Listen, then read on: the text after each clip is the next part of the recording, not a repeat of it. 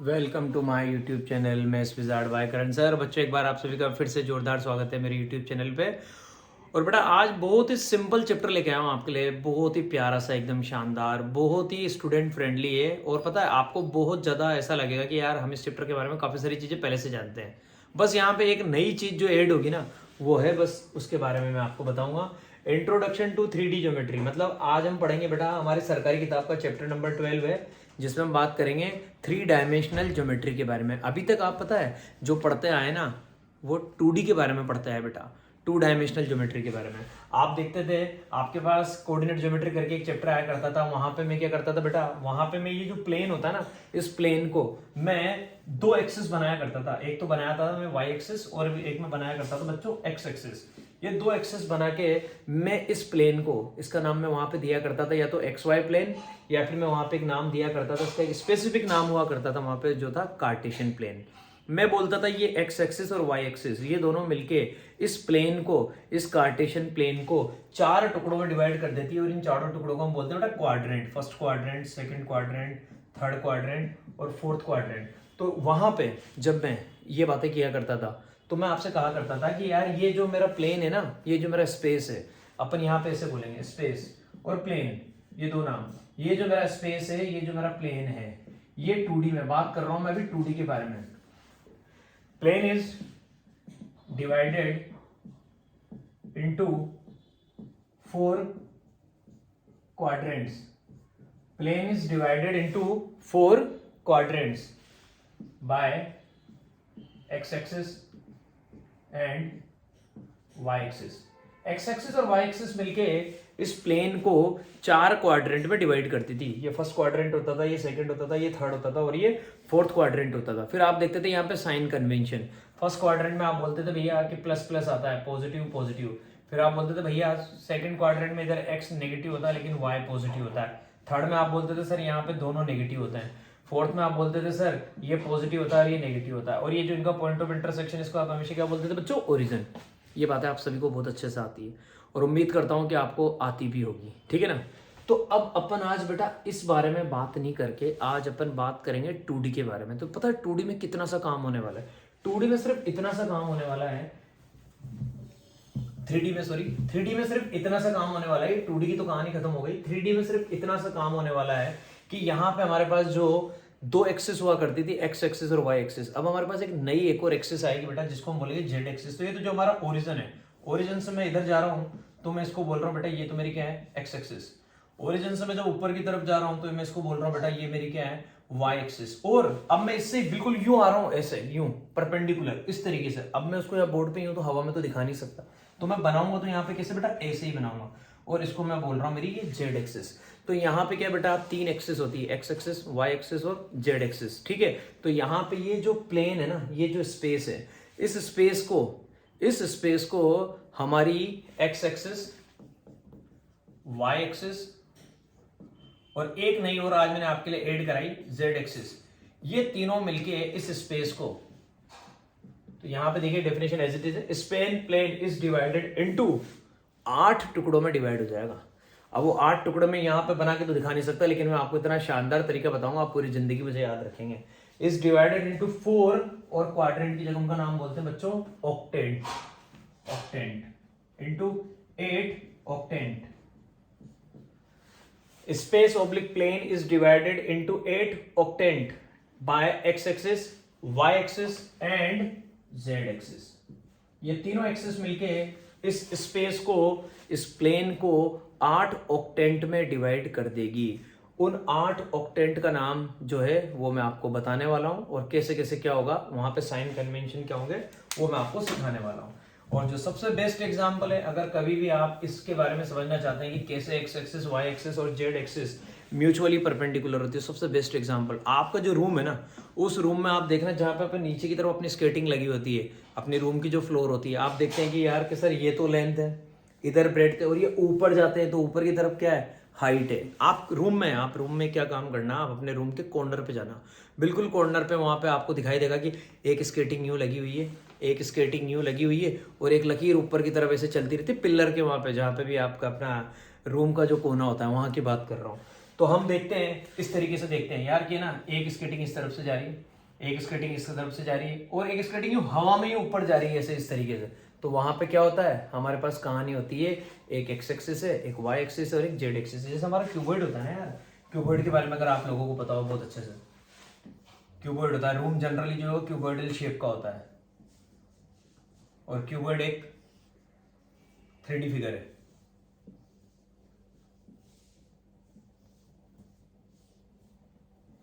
ये देखिए, इसको तो मैं बोल रहा हूं भैया ये मेरी एक्स एक्सिस, इसको मैं बोल रहा हूं भैया ये मेरी वाई एक्सिस, और ये जो यूं जा रही है मैं बोल रहा हूं भैया ये मेरी जेड एक्सिस। ये तीनों आपस में क्या है, म्यूचुअली परपेंडिकुलर है, ऐसा होता है। तो एक्स वाई और जेड तीनों आपस में म्यूचुअली परपेंडिकुलर होती है बेटा। सबसे इंपॉर्टेंट बात तो ये। अब कहानी कैसे होगी देखिएगा, 8 ऑक्टेंट में किस तरीके से साइन कन्वेंशन होंगे, आपको मजा आ जाएगा। देखिए पहला ऑक्टेंट, सेकंड, थर्ड, 4, 5, 6, 7, 8। इतना बढ़िया मेथड बताऊंगा बेटा, पूरी जिंदगी याद रखेंगे। अब देखिए कैसे क्या होगा, x क्या रहेगा, y क्या रहेगा, z क्या रहेगा।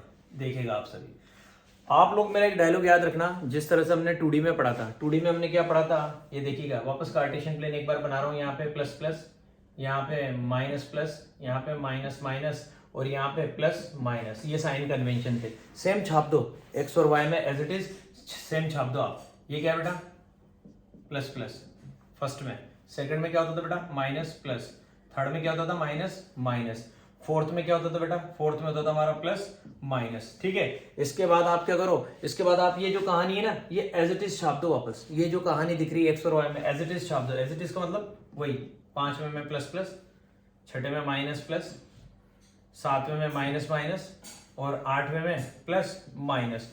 अब आपको आपका भाई इतनी खतरनाक चीज सिखाने वाला है, सिर्फ जेड पे डिपेंड करेगी सारी कहानी। तो ये तो आप लोगों को बहुत अच्छे से समझ में आ गया होगा कि मैंने कैसे क्या किया। मैंने बच्चों जो काम किया है वो मुझे उम्मीद है हर बच्चे को समझ में आ गया होगा। जो मेरे पास 2D में हुआ करता था वही मैं अभी भी 3D में चलाने वाला हूँ।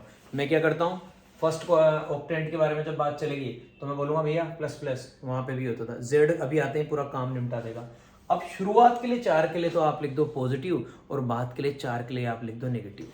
शुरुआत के लिए 4 के लिए आप लिख दीजिए प्लस प्लस प्लस प्लस, बाद के 4 के लिए minus minus minus minus minus. ये हो गई बेटा हमारी पूरी कहानी खत्म। तो फर्स्ट ऑक्टेंट मेरा तैयार है। अगर मुझे कभी देखिए यहाँ पे किसी भी पॉइंट के जो कोऑर्डिनेट रहेंगे ना, जैसे जनरली हमारे पास किसी भी पॉइंट के जो कोऑर्डिनेट हुआ करते हैं वो x, y की फॉर्म में होते थे आज दिन तक, कार्टेशियन प्लेन में, 2D प्लेन में। मैं बोलता था 2, 3 किसी भी पॉइंट के कोऑर्डिनेट, तो आप पॉइंट के कोऑर्डिनेट इस तरीके से दिखाते थे। यहाँ पे 3D में हम किसी पॉइंट के कोऑर्डिनेट बेटा ऐसे दिखाएंगे, जैसे कोई पॉइंट है P, उसके कोऑर्डिनेट दिखाएंगे x, y, z इस फॉर्म में, क्योंकि यहाँ पे हमारे पास 3 एक्सिस होगी, एक x है, एक y है और एक z है। इस तरह से हम दिखाएंगे बेटा। तो आपके पास जो एक्सरसाइज है ना, जो पहली एक्सरसाइज जो है उसमें पता है यही चीजें हैं। आपसे पूछा जाएगा कौन से ऑक्टेंट में है और अगर इस ऑक्टेंट में तो साइन कैसे क्या होंगे। तो सबसे पहले अगर मान लो मैं आपसे बोलता हूं कि मेरे पास एक पॉइंट है जिसके कोऑर्डिनेट हैं 2, 3, 2, मैं आपसे बोलूं बेटा चलो बताओ ये कौन से ऑक्टेंट में है, तो आपका आंसर डायरेक्टली क्या आएगा, आपका डायरेक्टली आंसर आएगा सर ये फर्स्ट ऑक्टेंट में है। इसकी भी मैं आपको ट्रिक बता देता हूं, अगर आपको बहुत आसानी से समझना। आप शुरुआत के 2 पे ध्यान दो, एक्स वाले पे और वाई वाले पे। एक्स और वाई दोनों क्या है पॉजिटिव, एक्स और वाई दोनों पॉजिटिव होते थे, तो हमें ये पता होता था कि जब हम 2D में बातें करते थे तो फर्स्ट में रहेगा, किस में रहेगा, फर्स्ट में। ठीक है, उसके बाद हमें कहानी पता है कि बेटा यहाँ पे ये वाला क्या आ रहा है, हमारा ये वाला पॉजिटिव आ रहा है। हमारा अगर ये वाला पॉजिटिव आ रहा है ना तो बेटा फिर हमको वहीं पे रुक जाना है। ठीक है, अगर हमारा ये वाला क्या आ रहा है बेटा पॉजिटिव आ रहा है तो हमें वहीं पे रुक जाना है। लेकिन अगर हमारा ये नेगेटिव आ जाए, जैसे फॉर एग्जांपल मैं आपसे बोलूँ कि Q एक पॉइंट है, वो है 2, 3, -2, बड़े शानदार तरीके से बताऊंगा। तो आपको कुछ नहीं करना, आप देख रहे हैं कि शुरुआत के 2 सेम है और दोनों किस में आते थे, वहां पे फर्स्ट में आते थे। इसमें 4 प्लस कर दो, ओनली 4 प्लस कर दें, फर्स्ट प्लस 4, 5, ये 5th ऑक्टेंट में आएगा, 5वें ऑक्टेंट में आएगा। देख लीजिए आप पहले, प्लस प्लस और माइनस 5वें ऑक्टेंट में। कोई दूसरा एग्जांपल ले लेते हैं, जैसे अपन ने एग्जांपल लिया, एक पॉइंट है R, उसके मैं कोऑर्डिनेट लिख रहा हूं अपने मन से, -2, 3, 4 लिख दिया मैंने। ठीक है, अब देखिए x नेगेटिव है, y पॉजिटिव है, x नेगेटिव है और y पॉजिटिव है, तो हमारे हिसाब से किस में होना चाहिए, उसमें 2D में सेकंड में होना चाहिए। ठीक है, तो जैसे मैंने स्टार्टिंग के दो को देखा, x नेगेटिव है भैया और y पॉजिटिव है, तो ये किस में होता है, ये हमारा सेकंड में होता है। अब सिर्फ z को देखना है, अगर हमारा क्या है बेटा, z हमारा यहाँ पे पॉजिटिव है तो ये सेकंड में ही रह जाएगा। अगर z हमारा पॉजिटिव है तो ये सेकंड में ही रह जाएगा। लेकिन अगर हमारा z नेगेटिव होता तो इसमें मैं 4 प्लस कर देता, ये मेरी ट्रिक होती है। तो यहाँ पे मेरा z क्या है, यहाँ पे मेरा z पॉजिटिव है, इसलिए ये सेकंड में ही रह जाएगा, तो ये सेकंड ऑक्टेंट में आएगा। लेकिन अगर यही पॉइंट मेरा ऐसा होता -2 3 -4, अगर ऐसा होता -2 3 -4, तो अब मैंने देखा कि भैया ये तो सेकंड में है, लेकिन अब की बार मेरा z क्या आ चुका है, नेगेटिव आ चुका है। तो z अगर नेगेटिव आता है ना तो 4 प्लस कर दो, तो ये सेकंड में था और z नेगेटिव होने की वजह से 2 + 4 मतलब 6, मतलब ये मेरा 6th ऑक्टेंट में आएगा, ये मेरा 6th ऑक्टेंट में आएगा। ऐसे ही देखिए एक दो एग्जांपल और लेता हूं मैं आपके लिए, क्योंकि पहली एक्सरसाइज यही है, तो इतनी आसान एक्सरसाइज है और 5 मिनट का प्रोग्राम है।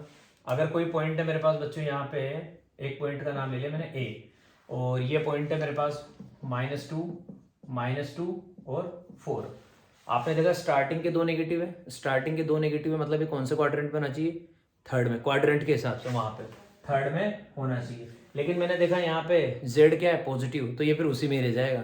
अगर z पॉजिटिव है तो उसी में रह जाएगा, मतलब ये मेरा थर्ड ऑक्टेंट में आएगा। ये लो साहब, अब एक पॉइंट है B, बिल्कुल उससे सिमिलर पॉइंट ले रहा हूं बार बार। यहाँ लिखा -2 अब की बार मैंने z को नेगेटिव बना दिया, तो जब भी मैं z को नेगेटिव बनाऊंगा तो आपको तो बस इन्हीं पे ध्यान देना भैया, स्टार्टिंग के दो काय में, स्टार्टिंग के दो माइनस में, मतलब ये थर्ड में होना चाहिए। ठीक है, लेकिन z क्या है बेटा, नेगेटिव है, तो z नेगेटिव होने की वजह से 3 + 4 ये 7th ऑक्टेंट में आएगा। ये आएगा बच्चों किसमें, 7th ऑक्टेंट में। ये हो गई हमारी कहानी खत्म। अब एक आखिरी चीज रह गई, आपकी बार एक C पॉइंट है जिसके कोऑर्डिनेट है बेटा x पॉजिटिव है, y नेगेटिव है और z पॉजिटिव है। मुझे नहीं पता क्या होना है क्या नहीं होना है, मैंने स्टार्टिंग के दो को देखा, मुझे पता लग गया पॉजिटिव नेगेटिव ये 4th में होता है। फिर z को चेक किया, z भी पॉजिटिव, तो ये 4th में ही रह जाएगा। इसका मतलब ये 4th ऑक्टेंट के अंदर है। तो सब कुछ z पे डिपेंड कर रहा है, z अगर पॉजिटिव तो वहीं रह जाओ, और z अगर नेगेटिव है तो 4 प्लस कर दो। अब एक पॉइंट है D, वो है मेरे पास 2, -3, -4 ये, और मुझसे कहा जा रहा है कि बताओ ये कौन से ऑक्टेंट में आएगा। मैंने देखा स्टार्टिंग के दो को x पॉजिटिव y नेगेटिव, मतलब यार ये 4th में होता है, लेकिन मेरा तो z नेगेटिव आ गया अब की बार, तो 4 + 4 8, मतलब ये मेरा 8वें ऑक्टेंट में आएगा। उम्मीद करता हूँ मेरे हर भाई को मेरी बात बहुत अच्छे से समझ में आई होगी, सारी बहनों को मेरी बात बहुत अच्छे से समझ में आई होगी। तो बेटा ये ऑक्टेंट की कहानी होती है कि कैसे आपका पॉइंट कौन से ऑक्टेंट में लाई करेगा। अब बहुत आसान बात है, अब लेके आने वाला हूं, जो इंपॉर्टेंट बात है वो तो मैंने अभी से आपको बता दी। कभी कभी क्या होगा, देखिए आपके पास ऐसा भी हो सकता है, एक पॉइंट है, देखना अब मैं पहले वो कहानी पर बनाता हूं। ये मेरा ओरिजिन है, ओरिजिन से अगर मैं इधर गया तो मैं किधर गया बेटा, एक्स की तरफ गया। ओरिजिन से अगर मैं ऊपर गया तो मैं किधर गया, मैं वाई की तरफ गया। और ओरिजिन से मैं बिल्कुल यूं परपेंडिकुलर ऐसे आ गया यूं, तो उसको मैं दिखा नहीं सकता, कैसे दिखाता हूं, यूं, तो मैं किधर गया, जेड की तरफ गया। ठीक है भैया, तो अगर मैं सिर्फ एक्स की तरफ जा रहा हूं, सिर्फ मैं इधर चला और मैं कहीं नहीं चला, तो इसका मतलब यहाँ पे जो भी कहीं पे, सपोज यहाँ पे मेरे पास एक पॉइंट है ए, तो कोई मुझसे पूछे इस पॉइंट के कोऑर्डिनेट क्या होंगे, तो किसी भी पॉइंट के कोऑर्डिनेट कहाँ पे, एक्स एक्सिस पे। एक्स एक्सिस पे एक्स आपका कुछ भी हो सकता है, लेकिन y और z हमेशा 0 आएंगे। तो पॉइंट के कोऑर्डिनेट क्या आएंगे, x, 0, 0। अगर मैं कितने डिस्टेंस चला, 1 चला, तो 1 डिस्टेंस चलने पे मेरे पॉइंट के कोऑर्डिनेट आ जाएंगे 1, 0, 0। यह आसान बात है। कोई कहे कि भैया मैं तो ओरिजिन से y की तरफ चला, और कितना चला, ओरिजिन से y की तरफ में 4 चला, तो ओरिजिन से मैं y की तरफ 4 चला, तो x तो चला ही नहीं, x तो चला ही नहीं। तो जैसे ये पॉइंट है सपोज b, x नहीं चला मतलब 0, y कितना चला, मैं 2 चला, सपोज 2 चला, z चला क्या, नहीं चला, 0। तो y एक्सिस पे किसी पॉइंट के कोऑर्डिनेट क्या होते हैं, 0, y, 0। y कुछ भी हो सकता है, तो जनरली हम यूं लिखते हैं 0, y, 0। अब अगर मुझसे कहा गया कि भैया मैं ओरिजिन से z की तरफ चला, z एक्सिस की तरफ, कितना चला, इधर में 3 चला आपकी बार, ठीक है। तो मुझसे कोई पूछेगा इस पॉइंट के कोऑर्डिनेट बताओ, यहाँ पे एक पॉइंट है सी, तो मैं क्या कहूंगा, एक्स नहीं चला 0, वाई नहीं चला 0, लेकिन जेड पे कितना चला, 3 चला, तो 0,0,3 ये किसी उस पॉइंट के कोऑर्डिनेट आएंगे जब मैं जेड पे 3 यूनिट चला जाऊंगा। और नॉर्मल अगर मुझे बताना है तो कैसे लिखूंगा, 0,0,z। तो बेटा ये तो किसी पॉइंट के एक्स एक्सिस पे कोऑर्डिनेट, ये किसी पॉइंट के वाई पे कोऑर्डिनेट, और ये किसी पॉइंट के जेड पे कोऑर्डिनेट। अब मैं एक नई बात और लेके आना हूँ, X Y plane, Y Z plane और जेड एक्स प्लेन, ये बात अब मैं आपके लिए लेके आने वाला हूँ। ये सारी बातें आपके भेजे में उतार ही चुका हूँ, तो आपको बेटा पूरी समझ में आ चुकी है। अब मैं आपके लिए एक्स वाई प्लेन और Y Z plane, X Y plane, एक तो ये बात हमारे पास 2D में सिर्फ एक्स वाई प्लेन ही हुआ करता था, वाई जेड प्लेन और एक्स जेड प्लेन, ये 3 चीजें। एक्स वाई प्लेन जैसे क्या हुआ भैया, सुनना आप लोग, मैं एक्स की तरफ चला, देखना आपको मेरी बात कितनी आसानी से समझ में आएगी। एक्स वाई प्लेन में क्या होगा, आप खुद ही कह देंगे कि हाँ सर बात आपने पूरी सेट कर दी सर हमारे। एक्स वाई प्लेन का मतलब नाम से पता लग रहा है एक्स और वाई में बात चलने वाली। मैं एक्स की तरफ चला बेटा, कितना 1 चला, यहाँ पे इधर मैं 1 चला, और फिर इधर से मैं किधर चला गया, मैं वाई की तरफ चला गया, मतलब मैं ऊपर चला गया। तो मैं कहाँ आ गया, मैं इस जगह आ गया।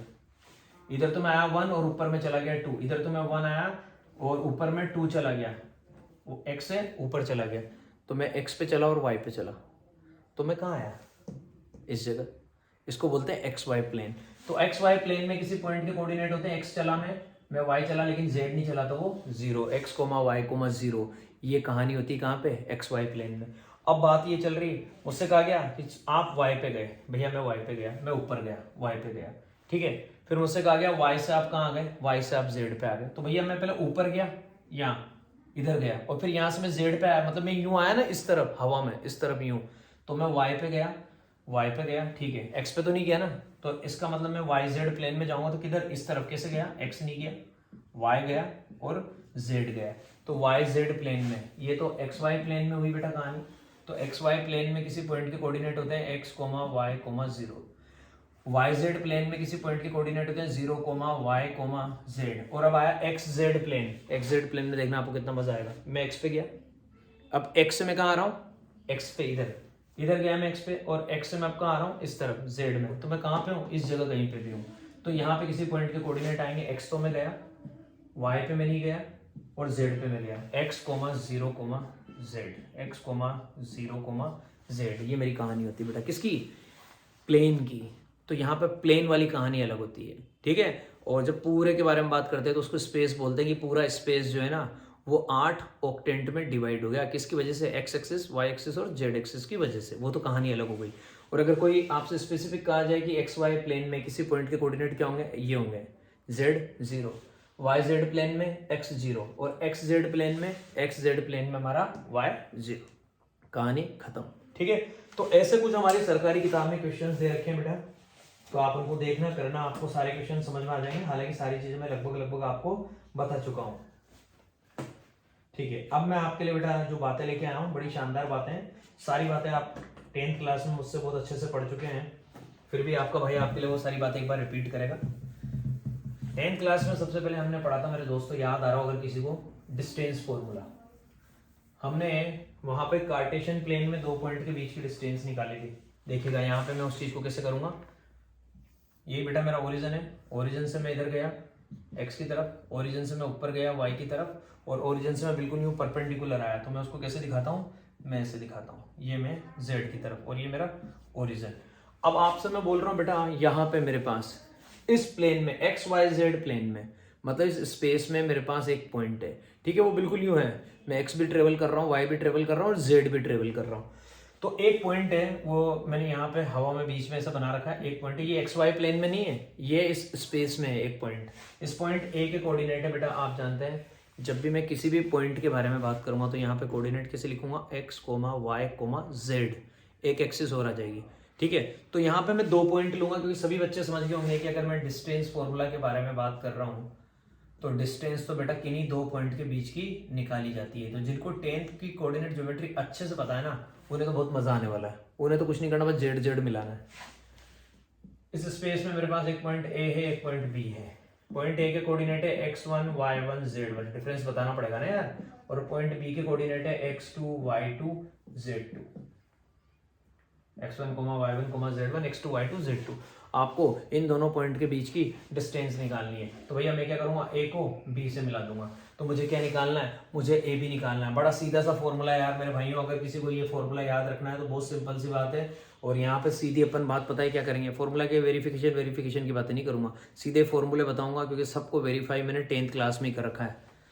तो देखिएगा A B equal to root, पहले तो रूट बना लीजिए, और कहानी क्या होगी बेटा, x2 माइनस x1 का होल स्क्वायर प्लस, वहां पे जो होता था ना उसमें सिर्फ z इंक्लूड हो जाएगा, प्लस y2 माइनस y1 का whole square plus z2 minus z1 का होल स्क्वायर। खत्म कहानी। ये आपका डिस्टेंस फॉर्मूला होता है।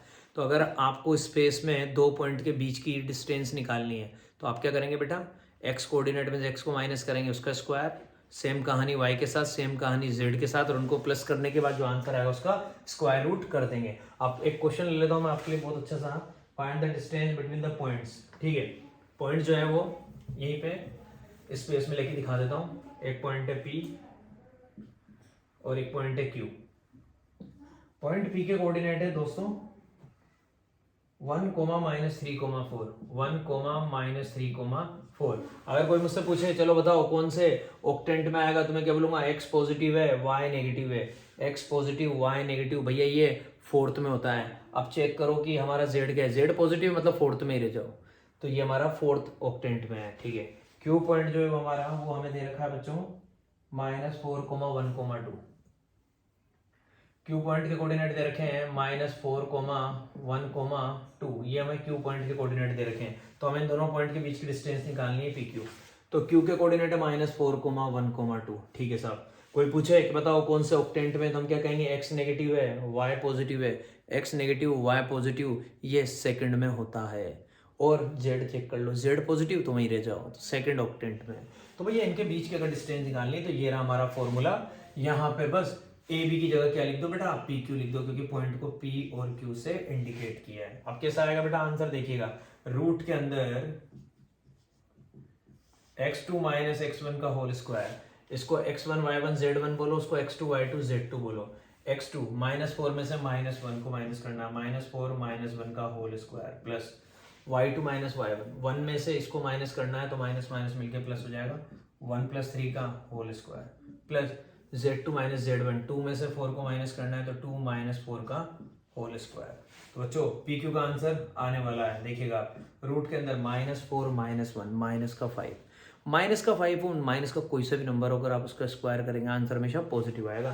तो -5 के बारे में बात करेंगे तो 25 प्लस 1 + 3 मेरे दोस्तों 4 है, 4 का स्क्वायर 16 प्लस 2 में से 4 जाएगा, माइनस का 2 बचेगा, माइनस का 2 बचेगा, उसका स्क्वायर करेंगे, प्लस का 4 ही आना है, प्लस का 4 ही आएगा।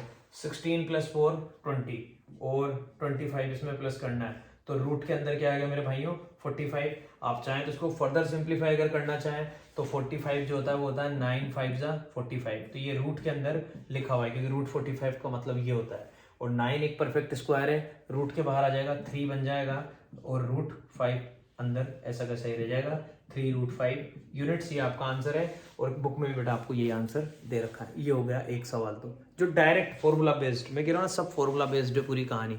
अगर 10th की कोऑर्डिनेट ज्योमेट्री दिमाग में है, और मेरा कॉन्सेप्ट जो आज का जो मेरा स्टार्टिंग का जो 10 से 15 मिनट या 15 से 20 मिनट का जो मेरा स्टार्टिंग का जो कॉन्सेप्ट है ना, जो मैंने आज आपको आते हैं ऑक्टेंट के बारे में सिखाया है, अगर आपने वो बात बाय हार्ट कर ली ना तो आपको 3D तो कभी दिक्कत दे ही नहीं सकती, सबसे आसान लगेगा आपको। आप 3D को 2D में खेलोगे बेटा, इसके साथ खेलोगे आप लोग। अब वैसे ही क्वेश्चन जैसे वहां पे आया करते थे, एप्लीकेशन डिस्टेंस फॉर्मूला के जो एप्लीकेशन है वो चलना स्टार्ट हो गए। जैसे मुझे एक क्वेश्चन दिया गया है, एक सरकारी किताब में मेरे पास क्वेश्चन है, मुझसे पूछा जा रहा है कि ये बताओ कि show the point are collinear. 3 point दे रखे हैं, शो द पॉइंट्स। अब आप लोग याद करिए, अगर पॉइंट्स कोलिनियर के बारे में बात चलती तो क्या होता था, कोलिनियर के बारे में बात चलती तो क्या होता था, अगर आप याद आ रहा हो तो आपको मजा आएगा। शो द पॉइंट्स पी के कोऑर्डिनेट है -2, 3, 5, क्यू के कोऑर्डिनेट है 1, 2, 3, और आर के कोऑर्डिनेट है 7, 0, -1, 7, 0, -1, y0 इसका मतलब ये वाला जो पॉइंट है डेफिनेटली कहाँ पे, ये वाला पॉइंट हमारा एक्स जेड प्लेन में है, ठीक है। और ये तो आपको दिख रहा है, ये हमारा जो पॉइंट है ये कौन सा है, ये हमारा फर्स्ट ऑक्टेंट में है। और ये x नेगेटिव y पॉजिटिव, तो x नेगेटिव y पॉजिटिव कहाँ होता है बेटा, बार बार देखो हर क्वेश्चन में आपके लिए बार बार वो कॉन्सेप्ट लेके आ रहा हूँ ताकि आपको पूरा स्ट्रॉन्ग हो जाए। x negative y positive, x negative y positive, sir ये सेकंड में हुआ करता था जब हम 2D पढ़ते थे, लेकिन आज हमारा z पॉजिटिव है तो सेकंड में ही रह जाओ, कहानी खत्म। आर कोलिनियर, हमें बताना है कि ये तीनों पॉइंट कोलिनियर होने चाहिए। तो भैया अगर मुझे कभी भी ऐसी बातें करनी होती है, तीनों पॉइंट कोलिनियर होने चाहिए, तो मैंने कोऑर्डिनेट ज्योमेट्री में एक कॉन्सेप्ट तो ये देखा था, कौन सा, कि डिस्टेंस फॉर्मूला वाला कॉन्सेप्ट। अगर ये पॉइंट कोलिनियर है तो ऐसा होना चाहिए, कोलिनियर पॉइंट एक ही लाइन पे लाई करते हैं, तो इसका मतलब पी क्यू आर एक ही लाइन पे होना चाहिए। इसका मतलब P Q plus Q R that should be equal to P R, P Q plus Q R that should be equal to P R. मतलब कोई से भी दो पॉइंट के बीच के डिस्टेंसेस का सम एक सिंगल डिस्टेंस के इक्वल होना चाहिए। जैसे मैंने ऐसा लिखा P Q plus Q R that is equal to P R. तो अगर ये कॉन्सेप्ट लग रहा है तो ये कोलिनियर है, और ये कॉन्सेप्ट अगर नहीं लग रहा तो ये कोलिनियर नहीं है। और एक एरिया ऑफ ट्राइंगल वाला होता था, हम क्या करते थे, हम उन तीनों पॉइंट से बनने वाले ट्राइंगल का एरिया निकालते थे। अगर एरिया 0 आ जाएगा तो हम क्या कहेंगे, पॉइंट कोलिनियर है। क्योंकि अगर पॉइंट कोलिनियर है तो ट्राइंगल बन ही नहीं सकता ना दोस्तों, वो वाली बात है। तो एक काम करते हैं अपन, तो स्टार्ट करते हैं बेटा, पी क्यू को निकालते हैं वही रूट के अंदर, वही अब फॉर्मूला बार बार करने की जरूरत नहीं है। x2 minus x1 1 minus 2 1 plus 2 का होल स्क्वायर प्लस 2 माइनस 3 का whole square, y2 minus y1 plus 3 minus 5 का होल स्क्वायर, ठीक है। इसका आंसर इसी के सामने लिख देते हैं। तो आंसर आएगा बेटा 1 प्लस 2 3, 3 का स्क्वायर 9, 2 माइनस 3 1, 1 का स्क्वायर बेटा 1 प्लस 3 माइनस 5 माइनस का 2, 2 का स्क्वायर 4, ये आ गया मेरे पास 4, ठीक है। 9 प्लस 1 10, 10 प्लस 4 रूट 14, तो यहाँ तो मिला मुझे रूट 14। पी क्यू आ गया, अब क्यू आर निकालते हैं। पी क्यू आ गया, अब क्यू आर निकालते हैं। क्यू आर के लिए बेटा वही y2 x2 minus x1 7 minus 1 का होल स्क्वायर प्लस 0 माइनस 2 का whole square plus minus 1 minus 3 का होल स्क्वायर रूट 7 माइनस 1 6 होता है, 6 का स्क्वायर 36 प्लस 0 माइनस 2 2 ही रहेगा, 2 का स्क्वायर 4 माइनस 1 माइनस 3 माइनस का 4 4 का स्क्वायर 16 4 का स्क्वायर 16 36 प्लस 4 बेटा 40 40 में अपन 16 को प्लस करेंगे तो रूट के अंदर 56, ठीक है। पी क्यू हो गया, क्यू आर हो गया, अब क्या निकालना है, पी आर निकालना है, ठीक है। ये रहा वो रहा 7, और उसमें से माइनस करना है किसको, 2 को, तो प्लस हो जाएगा। तो 7 प्लस 2 का होल स्क्वायर प्लस 0 माइनस 3 का होल स्क्वायर प्लस माइनस 1 और माइनस 5 का होल स्क्वायर, ठीक है भैया। 7 प्लस 2 9, 9 का स्क्वायर दोस्तों 81, बताइए हमें, 9 का स्क्वायर 81 प्लस 0 माइनस 3 3 रहेगा, 3 का square 9, 81 plus 9 minus 1 minus 5 minus 6 का स्क्वायर 36, 6 का स्क्वायर 36। तो यहाँ पे 81 प्लस 9 मतलब 90, और 90 में मुझे प्लस करना है 36 को, तो आंसर आ जाएगा रूट के अंदर 126। तो मेरे पास आंसर आया रूट के अंदर 126, ठीक है। अब इसके बाद अपन देखते हैं रूट के अंदर 126। अब आपको मजा आएगा, देखिए वो रूट 14 है, ये रूट 56 है, रूट 126 है। क्या हम इनको सिंप्लीफाई कर सकते हैं, क्योंकि ऐसे डायरेक्ट देखने से तो पता नहीं लगा, कर सकते हैं। मैंने देखा कि मैं रूट 14 का जो फॉर्मेट है क्या वो मैं यहाँ पे ला सकता हूँ, बिल्कुल ला सकता हूँ। मैं जानता हूँ 56 का मतलब होता है दोस्तों, आप कहेंगे सर मजा आ गया, 4 मल्टीप्लाई बाय 14। 56 का मतलब होता है 4 मल्टीप्लाई बाय 14, क्योंकि 14 4 जब 56 होते हैं, तो 4 तो परफेक्ट स्क्वायर है, तो 4 तो रूट के बाहर आ जाएगा और 14 रूट में रह जाएगा। तो इसको मैं लिख सकता हूँ 2 रूट 14, इसको मैंने लिख दिया रूट 56 को 2 रूट 14। ऐसे ही रूट 126 जो है इसको अपन लिख सकते हैं 9 मल्टीप्लाई बाय 14। ये लो, ये भी 14 के मल्टीपल के फॉर्म में लिख दिया। 14 9 जा 126 होता है, 14 9 जा 126 होता है, तो मैंने इसको लिख दिया 9 multiply by root 14। 9 perfect square है, रूट के बाहर आएगा 3 बन जाएगा, तो ये बन गया मेरा 3 रूट 14। बड़ा कमाल हो गया। देखिए मेरा जो पी आर है ना वो कितना आया, 3 रूट 14। मेरा ये आया रूट 14 मतलब 1 रूट 14, और ये 2 रूट 14, दोनों को प्लस करूंगा, √14 + 2 √14 3√14, तो इन दोनों का सम इसके अकेले के बराबर आ गया, मतलब ये पॉइंट कोलिनियर हैं। हो गई मेरी बल्ले बल्ले। मैं लिखूंगा PQ + QR = √14 + 2√14 और आंसर आया 3√14। और अब कहूंगा भैया क्या PQ + QR that is equal to मेरा PR, और जैसे ये कहानी हो जाती है मैं कहूंगा भैया PQ + QR that is equal to PR, इसका मतलब PQR R collinear, this implies that P, Q, R R collinear. ये हो गया बेटा मेरा कॉन्सेप्ट ओवर, क्वेश्चन खत्म। अब इसके बाद मुझसे एक क्वेश्चन और बहुत अच्छा पूछा गया है, कहा जा रहा है, तो इस तरीके के क्वेश्चन से बेटा कुछ हमारे पास जिन पे आपको ध्यान देना है, कॉन्सेप्ट बदल बदल के लाऊंगा ताकि आपको पता लग जाएगा कि डिस्टेंस फॉर्मूला की यूज कैसे कैसे आया है। एक क्वेश्चन है, आर द पॉइंट्स, 3 पॉइंट दे रखे हैं, आर द पॉइंट्स, पहला पॉइंट है जिसके कोऑर्डिनेट है 3, 6, 9, सेकेंड पॉइंट है बी जिसके कोऑर्डिनेट है 10, 20, 30, थर्ड पॉइंट है सी जिसके कोऑर्डिनेट है 25, -41, 5, are the vertices of a right angle triangle, are the vertices of a right angled triangle.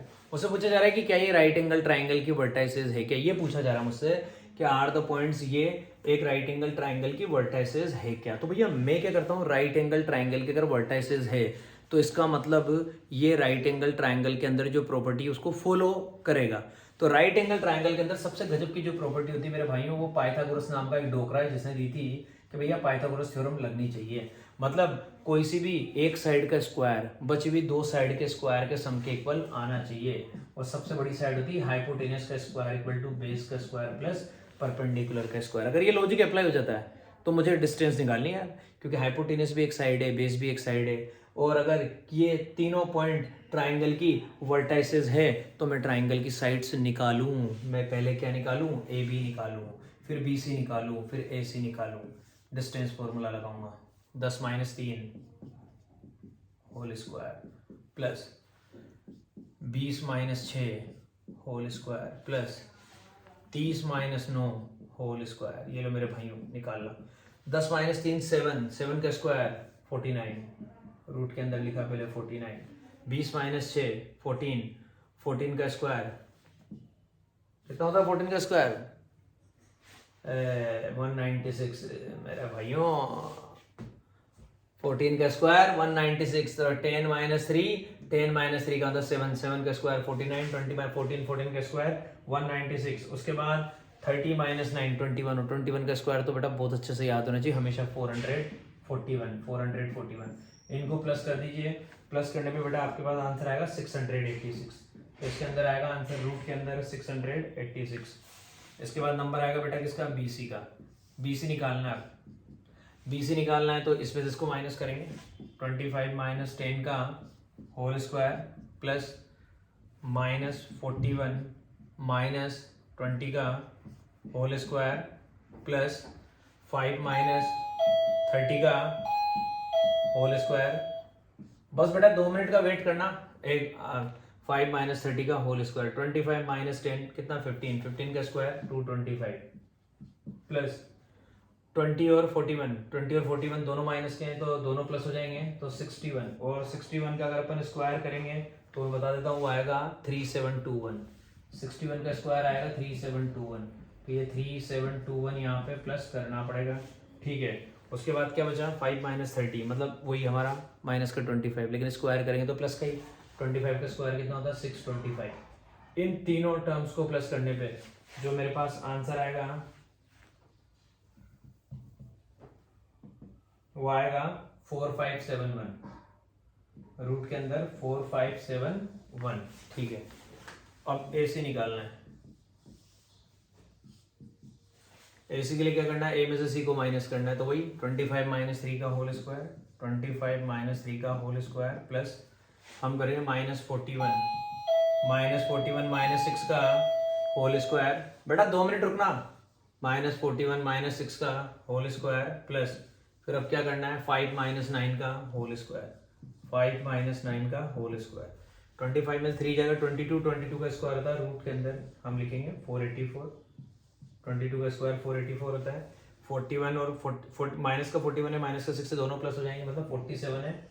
और 47 का अगर मैं स्क्वायर करूंगा तो आपको याद रखना है 2209 प्लस 5 में से 9 जाएगा, बड़ा सिंपल कैलकुलेशन हो गई। 4 का स्क्वायर कितना जाएगा 16, ये आ गया 16। और अब मैं इनको जब प्लस करूंगा तो प्लस करने पे मेरा आंसर आएगा 2709।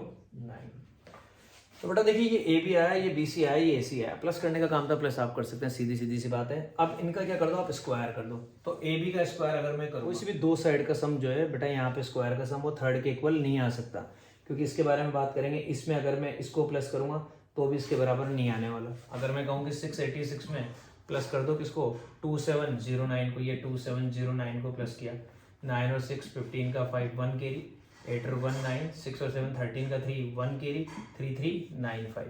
तो मैंने देखा कि सबसे बड़ी जो लेंथ है वो ये है, ये दोनों लेंथ छोटी है। अगर मैं इन दोनों को प्लस करता हूँ 686 और 2709 को, तो ये करके देखा तो आंसर ये आ रहा है, ये इसके इक्वल नहीं है। तो इसका मतलब मैं क्या बोलूँगा भैया, यहाँ पे पाइथागोरस थ्योरम अप्लाई नहीं हो रही, इसका मतलब ये राइट एंगल ट्राइंगल वर्टिसेस नहीं है। ये बेटा इस क्वेश्चन का सॉल्यूशन था। बेटा अब जो नेक्स्ट जो क्वेश्चन है वो देखिएगा आप, ये हमारा क्वेश्चन नंबर 4 आएगा। ये कह रहा है find the equation of set of points P, find the equation of set of points P, set of points P such that, सारे क्वेश्चन बिल्कुल हमारे 10th वाले जो हुआ करते थे बिल्कुल वैसे के वैसे ही हैं। बस यहाँ पे क्या है, हम एक एक्सिस और इंक्लूड कर रहे हैं, जेड एक्सिस, इसलिए क्या है 3D में बन गया बस मामला, और कुछ भी नहीं है। सॉल्यूशन करने का तरीका भी बिल्कुल वो का वही रहेगा। Find the equation of set of points P such that, such जो है बेटा वो हमारा दे रखा है P A square plus, such बड़ा अच्छा है, P A square plus P B square equal to 2k square, where A and B are the points, where A and B are the points, A और B दोनों point के coordinate दिए जाएंगे, where A and B are the points 3, 4, 5। भाई 3D में कहानी चल रही है, तो 3D में कहानी चल रही तो x कोऑर्डिनेट भी मिलेगा, y कोऑर्डिनेट भी मिलेगा और z कोऑर्डिनेट भी मिलेगा। 3, 4, 5 एंड -1, -3, -7 रेस्पेक्टिवली। ये मेरा क्वेश्चन है बेटा। इस क्वेश्चन को देखना अपन कैसे खत्म करेंगे। अपने से बोला जा रहा है find the equation of set of points P, मतलब वो जो पॉइंट पी जो है ना जिसके बारे में बात चल रही है, वो कहा जा रहा है कि उसकी ए और बी से जो डिस्टेंसेज है ना उनके बीच में एक रिलेशन है, P A square plus P B square equal to 2k square. तो अपने को बतानी है वो जितनी भी इक्वेशंस बन सकती पॉइंट पी की वो कौन कौन सी है। तो बेटा पहले मुझे जो दे रखा है ना, उससे पहले मैं एक काम करूंगा कि भैया मुझे पॉइंट पी के बारे में नहीं पता। तो बेटा जिस पॉइंट के बारे में नहीं पता तो हम क्या बोलते हैं, उसके कोऑर्डिनेट क्या है, x, y, z। Let p जो है वो है x, y, z। अब क्या निकालना बेटा, पी ए स्क्वायर निकालना। तो पी ए स्क्वायर निकालना मतलब रूट को अपन पहले ही हटा दो, तो हमारे पास जो यहाँ पे पी ए स्क्वायर आएगा ना, वो पी ए स्क्वायर क्या आएगा, सीधी सी बात है, x में से किसको माइनस करेंगे, x -3 का होल स्क्वायर प्लस y -4 का होल स्क्वायर प्लस z -5 का होल स्क्वायर। ये तो आगे बेटा हमारा क्या, पी ए स्क्वायर। अब पी बी स्क्वायर निकालना है, तो पी बी स्क्वायर निकालने के लिए क्या करेंगे, पी बी स्क्वायर के लिए अब की बार पी और बी को ले लेंगे। तो यहाँ पे ये आएगा x और वो माइनस है तो माइनस माइनस मिलके प्लस, x +1 का होल स्क्वायर प्लस y -3 का होल स्क्वायर प्लस, अब देखिएगा ये z है, z में से -7 को करना है तो माइनस माइनस मिलके प्लस z +7 का होल स्क्वायर। ये पी ए स्क्वायर आ गया, ये पी बी स्क्वायर आ गया, दोनों को प्लस करना है और इक्वल टू में 2k स्क्वायर छापना है। तो क्यों ना मैं इंडिविजुअल सोल्व कर लेता हूँ। तो पी ए स्क्वायर को अगर मैं सोल्व करूंगा तो यहाँ पे पी ए स्क्वायर का आंसर एक बार देखिए, एक काम करते पहले पी बी स्क्वायर कर देते, फिर उधर अपन पी ए स्क्वायर का लिख देंगे, x square plus 2x plus 1, और यहाँ पे आ जाएगा बच्चों Y square minus 6y plus 9, और यहाँ पे आ जाएगा जेड स्क्वायर प्लस 7 का डबल 7z और उसका डबल 14z और प्लस में 49। ये तो पी बी स्क्वायर है, पी ए स्क्वायर ये रहा, इसका आंसर यहाँ पे लिखते हैं x square minus 6x plus 9, और ये आ जाएगा मेरे पास Y square minus 8y plus 16, और ये प्लस करेंगे तो आ जाएगा Z square minus 10z plus 25। तो बेटा ये तो है पी ए स्क्वायर का आंसर और ये है पी बी स्क्वायर का आंसर। दोनों को क्या करना है बेटा, प्लस करना है। तो दोनों को प्लस करना है तो प्लस कर देते हैं। तो देखिए भाई, ये तो रहा एक्स स्क्वायर और ये रहा एक्स स्क्वायर, दोनों मिलकर हो जाएंगे 2x स्क्वायर, पहली कहानी तो ये। फिर उसके बाद x में x प्लस होगा, तो आप देखिएगा ये प्लस का 2x है, वो माइनस का 6x है, तो माइनस का 4x, ये आ गया माइनस का 4x। फिर उसके बाद यहाँ पे देखिएगा अपन y का नंबर पहले ले लेते हैं, फिर कांस्टेंट का नंबर एक साथ लेंगे, Y square plus Y square 2y square. ठीक है साहब, वाई स्क्वायर, ये एक्स स्क्वायर खत्म हो गया, 2x खत्म हो गया, वाई स्क्वायर का भी यहाँ पे भी अपन एक कहानी कर दी, एक्स स्क्वायर एक्स और वाई स्क्वायर का काम खत्म। ठीक है ना।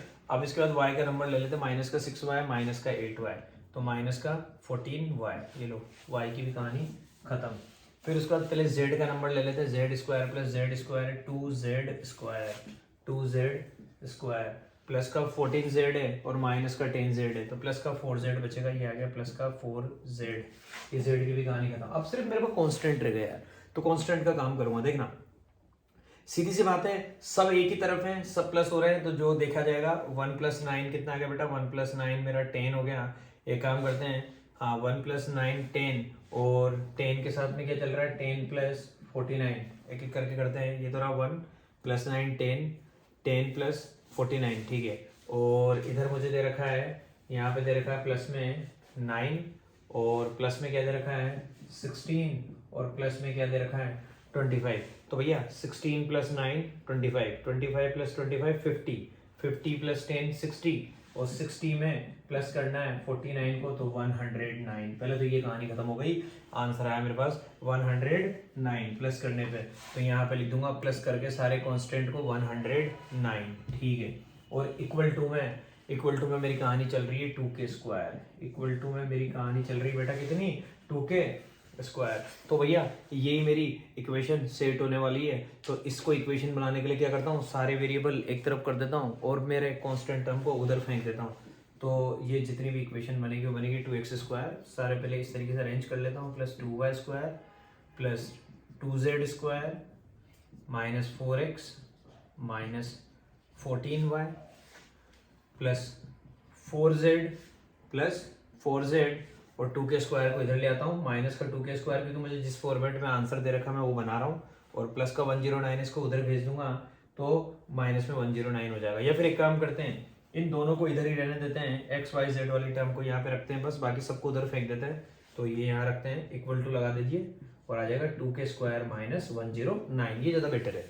ये काम करते हैं, एक्स वाई जेड वाली टर्म्स को LHS में रखो, और जो भी हमारे पास जो कांस्टेंट टर्म है, और इसके अलावा देखिए यहाँ पे के क्या है, के हमारे पास जो एक अननोन, मतलब इसको एक तरीके से जब आप आगे जाके देखेंगे तो ये एक आर्बिट्री कांस्टेंट है। अभी के 11th में ये बात आती नहीं है, ये एक आर्बिट्री कांस्टेंट, तो के हमारे पास एक कांस्टेंट तो है, लेकिन उसके बारे में पता नहीं कि है क्या। तो एक तरीके से आधा तो वेरिएबल है और आधा कांस्टेंट है। इस तरीके के जो लोग होते हैं उनको आर्बिट्री कांस्टेंट बोलते हैं। तो के एक कांस्टेंट है लेकिन अभी पता ही नहीं है क्या, तो इसलिए मैं इन कांस्टेंट टर्म को उधर फेंक दिया मैंने, क्योंकि 109 तो क्या है, एक पर्टिकुलर कांस्टेंट है, 109 तो 109 ही रहेगा। 2k स्क्वायर के बारे में पता नहीं है, लेकिन हाँ ये पता है कि ये आदमी कांस्टेंट है। तो 2k स्क्वायर उधर ही था, उधर ही रहा, 109 उधर गया माइनस में, ये इसकी कहानी खत्म। अब मैं जो कॉन्सेप्ट ला रहा हूँ ना, वो बड़ा सबसे प्यारा कॉन्सेप्ट है, सेक्शन फॉर्मूला। तो ये आपको बहुत आसानी से समझ में आ जाएगा, क्योंकि 10th क्लास में हमने डिस्टेंस फॉर्मूला के बाद जो टॉपिक पढ़ा था वो सेक्शन फॉर्मूला ही पढ़ा था बेटा। क्योंकि हमारी जो 10th की जो कोऑर्डिनेट ज्योमेट्री थी, सबसे पहले डिस्टेंस आया था, डिस्टेंस के बाद आया था सेक्शन फॉर्मूला। और सेक्शन फॉर्मूला में कुछ भी नहीं है बेटा, एक पॉइंट है जो डिवाइड करेगा, वहां पे एक पॉइंट लाइन सेगमेंट को डिवाइड किया करता था। यहाँ पे हमारे पास कहानी थोड़ी सी बदलेगी, यहाँ पे स्पेस में बातें चलती है। यहाँ पे हमारे पास 3 एक्सिस होती है, स्पेस में बातें चलेगी। तो बेटा देखिएगा, वहां पे मैं इस तरीके की बात किया करता था। एक छोटा सा रिकेप दे रहा हूँ, वहां पे मैं आपसे कहता था कि यार भैया ये एक पॉइंट है A, ये एक पॉइंट है B, ठीक है, इन दोनों को ज्वाइन करने पे एक लाइन सेगमेंट बना ए बी। तो मैं आपसे क्या कह रहा हूँ, स्पेस में मेरे पास ऐसा कुछ है कि एक पॉइंट ए है और एक पॉइंट बी है। इस पॉइंट ए के कोऑर्डिनेट है मेरे दोस्तों x1 y1 z1 बोलूँगा आज, और पॉइंट बी के कोऑर्डिनेट x2 y2 z2। और मैं वहाँ कहा करता था कि एक पॉइंट होता था इनके बीच में एक पॉइंट हुआ करता था कहीं ना कहीं। जैसे अगर आप बीच में बात कर रहे हैं तो यहाँ पे मैंने एक पॉइंट पी छाप दिया, तो मैं कहता था ये एक पॉइंट होता है पी, जिसके कोऑर्डिनेट होते हैं x, y, z। 10th class तक बस दो ही गिलाते थे, x, y। तो हम बोलते थे कि यार ये एक पॉइंट है। तो ये जो पॉइंट है ना, अगर ये बीच में है तो ये इंटरनल डिवीजन करता है। तो हमने 10th में सिर्फ इंटरनल डिवीजन देखा था, हमने 10th में देखा था कि ये इंटरनली डिवाइड करता है, इंटरनली डिवाइड करता है। तो अगर ये पॉइंट P इस लाइन सेगमेंट AB को इंटरनली डिवाइड कर रहा है, तो उस कंडीशन में मैं वहां पे आपको बताता था कि भैया ये पॉइंट P जिस रेशियो में डिवाइड कर रहा है वो रेशियो आपको पता होता था, वो रेशियो होता था m1 ratio m2। Let P divides AB, ये जो पॉइंट P है ये इस AB को कौन से रेशियो में डिवाइड कर रहा है, m1 रेशियो m2। जब फॉर एग्जांपल ये 2 है वो 3 है, फॉर एग्जाम्पल ये 1 है वो 3 है, 1:3, 2:3। या हम ये भी बोल सकते हैं कि यार ये 5 है, वो बचा हुआ पार्ट सपोज 7 है, 5:7। ठीक है, जैसे ये पॉइंट अगर और इधर नियरर होता तो ये कम होता, डेफिनेटली वो ज्यादा होता। तो अगर ये पॉइंट बीच में आ जाएगा तो ये मिड पॉइंट बन जाएगा।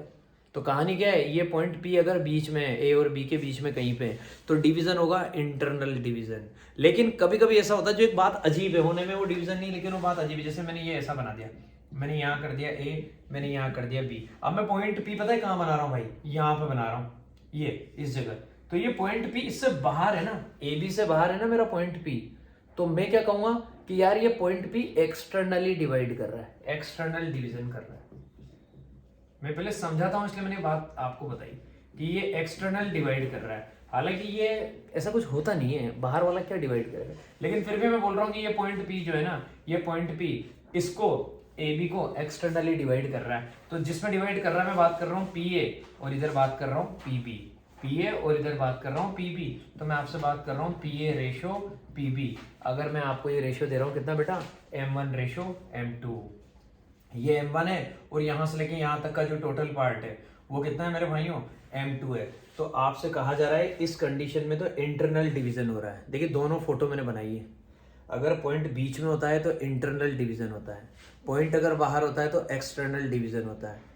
यहाँ पे भी मैंने बोला कि जो रेशियो है वो m1 रेशियो m2 है, यहाँ पे भी मैंने बोला जो रेशियो है वो m1 रेशियो m2 है। तो अगर ये m1 है pa और वहां से लेके वहां तक m2 है, तो हम बोलेंगे ये पॉइंट p इस लाइन सेगमेंट AB को एक्सटर्नली डिवाइड कर रहा है m1 रेशियो m2 में। और यहाँ पे मैं बोलूंगा ये पॉइंट P इस लाइन सेगमेंट AB को इंटरनली डिवाइड कर रहा है। ठीक है, अब फॉर्मूले में कितना सा फर्क आएगा आप देखिएगा, सिर्फ प्लस माइनस का फर्क आएगा और कोई फर्क नहीं आएगा। पहले तो अपन इसके बारे में जो फॉर्मूला 10th में पढ़ा था, आज भी वही फॉर्मूला आएगा बेटा। तो आप क्या करेंगे, आप यहाँ पे इस पॉइंट P के जो कोऑर्डिनेट है उनके बारे में बात करते थे कि भैया इसका जो x कोऑर्डिनेट है वो आएगा x is equal to m1 x2 plus m2 x1 और अपॉन में m1 प्लस m2। ये x कोऑर्डिनेट निकालने का फॉर्मूला हुआ करता था। m1 x2 कैसे चलते थे हम, इधर से इधर m1 x2, और फिर इंटरनल है तो प्लस लगाना पड़ेगा m2 x1, इधर से उधर जाओ उधर से इधर आओ, m1 x2 plus m2 x1 upon m1 plus m2। ये तो x निकालने का तरीका। y के लिए सेम पिक्चर, m1 y2। अब x की जगह y को रिप्लेस करते जाओ, plus m2 y1 upon m1 plus m2। फिर z का नंबर आ गया, m1 z2 plus m2 z1 upon m1 plus m2। ये हो गई मेरी कहानी। अगर मुझे x कोऑर्डिनेट निकालना है ऐसे निकालूंगा, y निकालना है ऐसे निकालूंगा, z निकालना है ऐसे निकालूंगा। ये इंटरनल डिवीजन। अगर मान लो सपोज यहाँ पे आपका पॉइंट P एक्सटर्नली डिवाइड कर रहा होता तो बेटा सिर्फ इतना सा फर्क पड़ता, आपके फॉर्मूले में ये प्लस गायब हो जाता, यहाँ माइनस आ जाता, यहाँ पे माइनस आ जाता मेरे भाइयों, और यहाँ पे भी माइनस आ जाता। बस इतनी सी बात है और कुछ भी नहीं है। और अगर ये पॉइंट P मिड पॉइंट होता तो जिंदगी में मजा आ जाता। तो सीधी सीधी सी बातें होती है उस केस में। उस केस में हम बोलते हैं कि इसका जो x कोऑर्डिनेट आएगा वो आएगा x1 प्लस x2 अपॉन 2। अगर ये P क्या है, अगर ये P मिड पॉइंट है, मिड पॉइंट है तो बहुत बढ़िया काम हो गया। x में x प्लस कर दो, 2 से डिवाइड कर दो, x1 plus x2 upon 2। y क्या आ जाएगा, y आ जाएगा y1 plus y2 upon 2। z क्या आ जाएगा, z भी आ जाएगा z1 प्लस z2 अपॉन 2। ऐसा होता है बेटा अगर ये p मिड पॉइंट है तो, और किसी रेशियो में डिवाइड कर रहा है तो सेक्शन फॉर्मूला लगाना है। तो बेटा ये क्या है आपका सेक्शन फॉर्मूला। पूरा मैंने आपको ये पिक्टोरियल रिप्रेजेंटेशन पूरा फिगर विगर बना के ढंग से बताई बात पूरी कि ऐसा होगा। अब अपन क्या करते हैं, एक क्वेश्चन करते हैं, ठीक है, और फिर उसके बाद ये क्वेश्चन करने के बाद बेटा अपन जो बचा हुआ प्रोग्राम है फिर वो अपन कल की क्लास में करेंगे। सिर्फ एक क्वेश्चन करेंगे अपन, वरना फिर अपना क्या है कि ड्यूरेशन थोड़ी लंबी हो जाएगी। तो सिर्फ एक क्वेश्चन है, सिर्फ मुश्किल से 2 या 3 मिनट का है, 2-5 मिनट से ज़्यादा आपको टाइम नहीं लगने वाला। उसमें अपन सीधा फॉर्मूला बेस्ड क्वेश्चन करने वाले हैं। क्वेश्चन कहा गया है, मुझसे पूछा जा रहा है पॉइंट के कोऑर्डिनेट निकालो। मैंने कहा ना जो बेसिक क्वेश्चन है सबसे पहले वो करेंगे, find the coordinates of the point. बस ये देखना है कि जो पॉइंट है वो इंटरनली डिवाइड कर रहा है एक्सटर्नली, हो सकता है दोनों ही दे दें। Of the point which divides the line segment, which divides the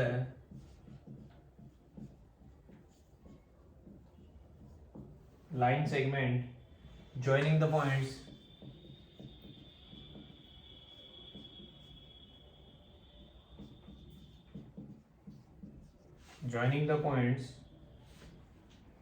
अब बेटा जो पॉइंट उनका नाम नहीं दिए लेकिन मैं नाम देता हूँ हमेशा, मेरी एक आदत है।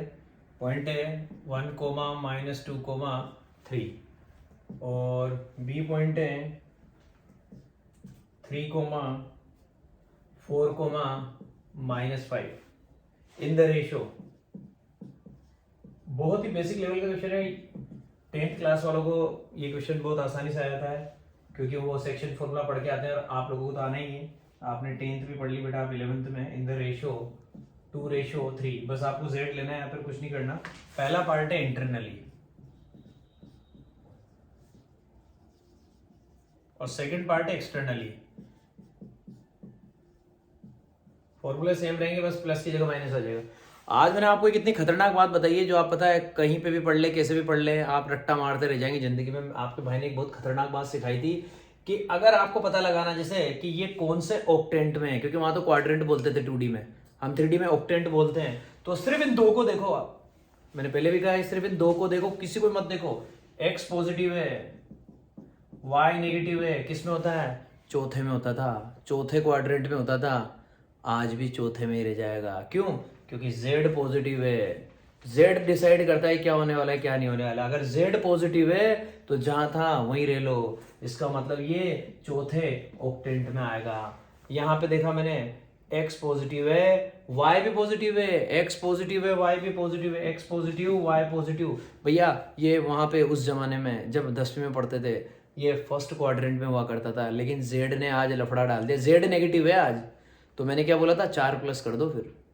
तो 1 में अगर 4 प्लस कर देंगे तो 1 + 4 कितना आ गया, 5, मतलब 5वें ऑक्टेंट में आ गए। इसका मतलब ये जो पॉइंट है ना ये 5वें ऑक्टेंट में है, और ये वाला जो पॉइंट है ये किस में है, ये चौथे में ही रह गया। क्यों? क्योंकि z पॉजिटिव है, z ने डिसाइड करना है जो करना है। ये कहानी खत्म। अब देखिएगा, अब मुझे पहला वाला पार्ट कंप्लीट करना है, इंटरनली डिवाइड करना भैया। अब इंटरनली डिवाइड करना है तो मैं एक छोटी सी इमेज अपने दिमाग में सेट कर लेता हूँ ताकि उससे क्या अच्छा रहता है। ये a बनाया, ये b बनाया, और a के कोऑर्डिनेट छाप दिए मैंने 1, -2, 3। फिर मैंने b के कोऑर्डिनेट छापने बेटा छाप दिए 3, 4, -5। मैंने बोला यहाँ पे कहीं पे इंटरनली बात कर रहे हैं तो भैया कहीं पे एक पॉइंट है p जिसके कोऑर्डिनेट मैं नहीं जानता, वो है x, y, z। और ये पॉइंट p इस लाइन सेगमेंट AB को जिस रेशियो में डिवाइड कर रहा है वो रेशियो दे रखा है 2:3। इसका मतलब ये तो हो गया m1 और ये हो गया m2। और फॉर्मूला क्या होता था बेटा, x कोऑर्डिनेट निकालने के लिए m1 x2। हमेशा एक बार फॉर्मूला लिखो, अपन कितने स्मार्ट हो, लेकिन लिखना है, upon m1 + m2। m1 x2 ये रहा m1, 2 से मल्टीप्लाई कर दिया 3 को, m1 x2 2 3 जा 6 प्लस m2 x1, 3 को मल्टीप्लाई किया 1 से 3 आएगा, और अपॉन में m1 + m2 2 + 3 कितना होता है बेटा 5, 6 + 3 9।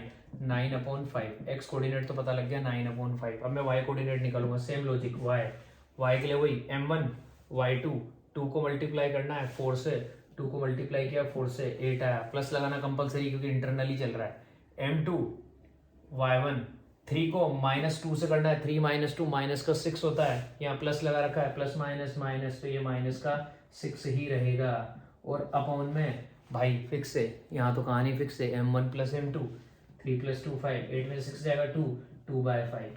x पता लग गया, y पता लग गया। बेटे z निकाल लेते हैं, थोड़ी जगह नहीं है तो यहाँ से काम करते हैं। m1 z2, 2 को -5 से मल्टीप्लाई करेंगे, माइनस का 10, प्लस लगाना कंपलसरी है। 3 को 3 से करना है, 3 3 जा 9 और अपॉन में 5, -10 + 9, बेटा हर कोई जानता है -1 / 5। पता लग गया भैया। जो मेरे पास x कोऑर्डिनेट आया वो तो आया 9/5, जो y आया वो 2/5, जो z आया वो आया -1/5। तो पॉइंट के कोऑर्डिनेट क्या आ जाएंगे, p लिखेंगे p, और ये ब्रैकेट बनाएंगे, यहाँ लिखेंगे 9/5, 2/5, और z जो है वो आया -1/5। ये मेरी कहानी खत्म, इंटरनली की कहानी खत्म हो गई। अब सिर्फ बात चल रही बेटा किसके बारे में, एक्सटर्नली के बारे में। तो जो ये पॉइंट के कोऑर्डिनेट है, इसको तो यहाँ पे एक बार लिख देता हूँ, या हटाओ, चलो आपको आंसर पता लगी गया, 9/5, 2/5, -1/5। अब एक्सटर्नली में देखना, 1 मिनट का काम और सब कुछ खत्म। एक्सटर्नली में आपको x की जगह लिखना है m1 x2, और प्लस जो लगाते थे यहाँ पे माइनस लगा देना है m2 x1, और अपॉन में m1 - m2। बस ये काम करना है।